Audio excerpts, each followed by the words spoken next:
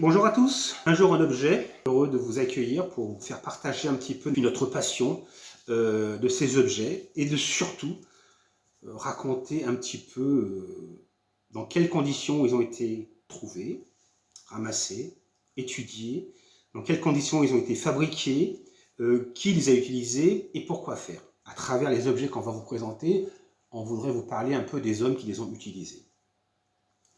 Cet objet en bois de serre a été trouvé dans un lieu assez célèbre du secteur qu'on appelle les grottes de la Balme. Non pas dans la grotte principale, mais dans des petites grottes périphériques qu'on appelle des locus. Ces grottes ont été utilisées à partir de la préhistoire jusqu'à l'Antiquité quand même, et le Moyen-Âge, certaines parties. La couche archéologique qui correspond à cet objet est la couche du néolithique. Néolithique, l'âge de la nouvelle pierre ou l'âge de la pierre polie.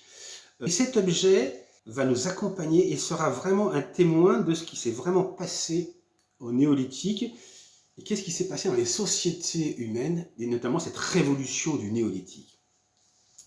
Quand on regarde cet objet assez lourd, assez dur, on s'aperçoit qu'il est évidé. Le trou est très régulier. On n'est pas dans un trou fait par des animaux ou la nature, on est vraiment fait un trou fait par l'homme, donc anthropique.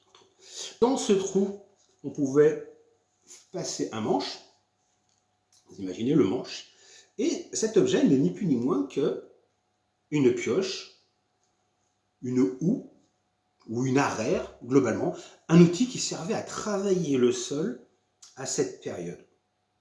Alors pourquoi c'est intéressant pour nous? Cette période, au néolithique, l'homme se sédentarise. Il ne répond plus à ses besoins par la chasse et la cueillette, beaucoup moins du moins, et il répond à ses besoins alimentaires par l'agriculture, donc on élève des animaux et on fait pousser des plantes. Pour ça, il faut défricher. On verra qu'ils ont utilisé des haches en pierre polie. Il faut travailler la terre et cet outil vraiment nous raconte comment, en plus on voit des traces d'usure ici, comment l'homme a travaillé la terre et pourquoi il a travaillé la terre. Donc c'est vraiment le témoin de cette, le terme est un peu fort, mais je ne pense pas remarquer, de cette révolution qu'on appelle la révolution du néolithique, où vraiment les sociétés humaines chez nous, à partir de 5000 ans avant Jésus-Christ, ont complètement changé. On se sédentarise, on travaille la terre, les animaux, on change notre environnement, nos écosystèmes, on défriche. Pour ça, il faut être à plusieurs, donc on crée des habitats communs ou des groupes d'habitats qui seront plus tard nos villages. Et vraiment, cet objet est vraiment le témoin de ce qui s'est passé chez nous à partir de 4-5 000 ans avant Jésus-Christ.